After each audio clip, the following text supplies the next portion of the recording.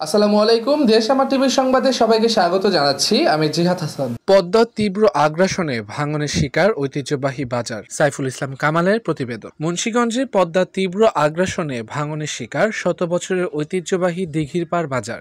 কয়েকদিনের টানা নদী ভাঙনে বাজারের একাধিক দোকান নদীগর্ভে বিলীন হয়ে গেছে। এতে বাজারের শতাধিক ব্যবসায়ী ও আশেপাশের শত শত পরিবার চরম ঝুঁকির মধ্যে রয়েছে। স্থানীয়রা জানান, প্রতিদিনই নদীর পাড় ধসে দোকানপাট ভেঙে পড়ছে। এভাবে চলতে থাকলে অচিরেই পুরো বাজার নদীগর্ভে বিলীন হয়ে যাওয়ার আশঙ্কা দেখা দিয়েছে।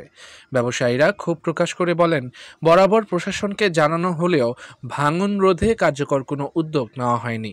এদিকে বাজার কমিটি ও ভুক্তভোগী ব্যবসায়ীরা দ্রুত নদীর তীর রক্ষায় স্থায়ী বাঁধ নির্মাণের দাবি জানিয়েছেন।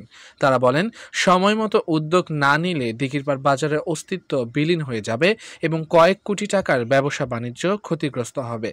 এদিকে তীব্র ভাঙন শুরু হয়েছে নদীর ওপার ১ নং ওয়ার্ড কান্দিরপাড়া এলাকায়। স্থানীয় জনপ্রতিনিধিরা ভাঙন কবলিত এলাকার খোঁজ তো দূরের কথা, এসেও দেখেনি। স্থানীয়দের আর্তনাদ, চোখের সামনে বসতভিটা, ফসলি জমি, গাছপালা বিলীন হচ্ছে, কিছুই করতে পারছি না। সরকার থেকে আমাদের জন্য কোনো সাহায্য আসেনি, দেওয়া হয়নি কোনো প্রতিশ্রুতি।